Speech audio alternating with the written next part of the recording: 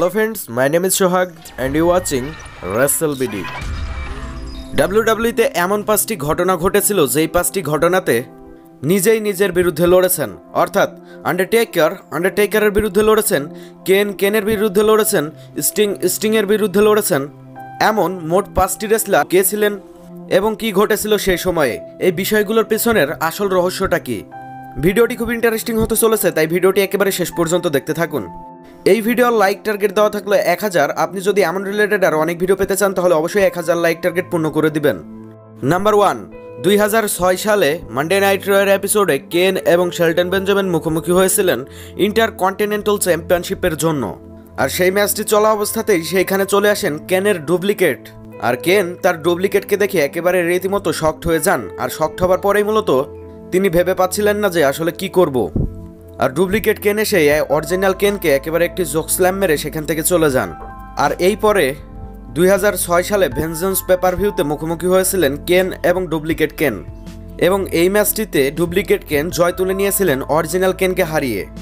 এবং এই পেপার ভিউটি শেষ হবার পরের রাত্রেই মানডে নাইট রয়ের এপিসোডে ব্যাক স্টেজে দেখা গিয়েছিল ডুপ্লিকেট কেন এবং অরিজিনাল কেনকে, এবং সেইখানে অরিজিনাল কেন ডুপ্লিকেট কেনের উপরে আক্রমণ করে তার সাথে বদলা এবং তার মাস্ক দুইটিই কেড়ে নিয়েছিলেন। তবে পরবর্তীতে জানা যায় যে এই ডুপ্লিকেট কেনটি আর অন্য কেউ নয় বরং লুক গ্যালোস। নাম্বার 2, 1994 সালে মুখোমুখি হয়েছিলেন আন্ডারটেকার এবং ইয়োকোজোনা। আর এই ম্যাচটির স্টিপুলেশন ছিল কাস্কেট ম্যাচ, এবং সেই ম্যাচটিতে হারার পর থেকেই আন্ডারটেকার WWE থেকে গায়েব হয়ে গিয়েছিলেন। তবে এর কিছু সময় পরেই $1 মিলিয়ন ম্যান আবারও আন্ডারটেকারকে ব্যাক নিয়ে এসেছিলেন WWE-তে। তবে কিছুক্ষণ পরেই পল বেয়ারার আরও একটি আন্ডারটেকারকে এনেছিলেন সেইখানে, আর সেটা দেখেই দর্শকরা একেবারে রীতিমতো অবাক এনেছিলেন সেটা একটি নকল আন্ডারটেকার ছিল। আর এরপরেই 1994 সালের সামারস্ল্যাম অনেক ভয়ঙ্কর একটি ম্যাচ ছিল। আর এই ম্যাচটির শেষে অরিজিনাল আন্ডারটেকার ডুপ্লিকেট আন্ডারটেকারকে হারিয়ে জয় তুলে নেন।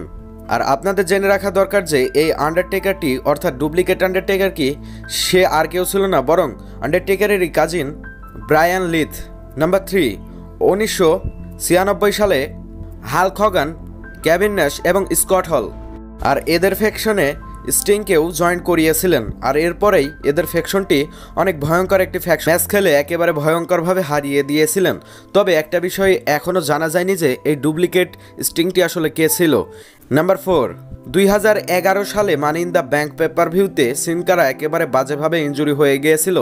আর এটার জন্য মূলত তিনি বেশ কয়েক সপ্তাহ পরে WWE-তে ব্যাক করেছিলেন, এবং ব্যাক করে অসাধারণ কিছু ম্যাচ আমাদেরকে উপহার দিয়েছিলেন। ডিসকোয়ালিফিকেশনের মাধ্যমে হেরে গিয়েছিলেন সিন করা, আর তারপরে একেবারে খেপে যান সিন করা এবং ড্যানিয়েল ব্রায়ান মার্কস ম্যাচ অনুষ্ঠিত হয়েছিল WWE-তে। আর এটার পরেই আসল সিন করা জয় তুলে নিয়েছিলেন। আর এই সিন করার যেই ডুপ্লিকেট কপি ছিলেন তিনি হচ্ছেন হুনিকো।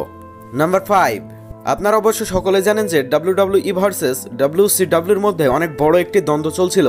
আর সে সময়ে তারা অন্য রোস্টারের বড় বড় রেসলারগুলোকে এই রোস্টারে ছোট ছোট একেবারে নিম্নমানের রেসলারকে দিয়ে সেখানে ফান করাতেন। আর এমনও কিছু দেখা গিয়েছিল WWE-তে গোল্ডবার্গের কপিকে নিয়ে এসে, অর্থাৎ WWE রেসলার গোল্ডবার্গকে হাসির পাত্র বানিয়ে ফেলেছিলেন। তবে কয়েক বছর পরে WWE একেবারে ডিস্ট্রয় করে দেন। তো এই ছিল WWE-এর original wrestler versus duplicate wrestler. ভিডিওটি ভালো লাগলে অবশ্যই 1000 লাইক টার্গেট পূর্ণ করে দিবেন। চ্যানেলে নতুন দর্শক হলে অবশ্যই সাবস্ক্রাইব করে নেবেন। ধন্যবাদ।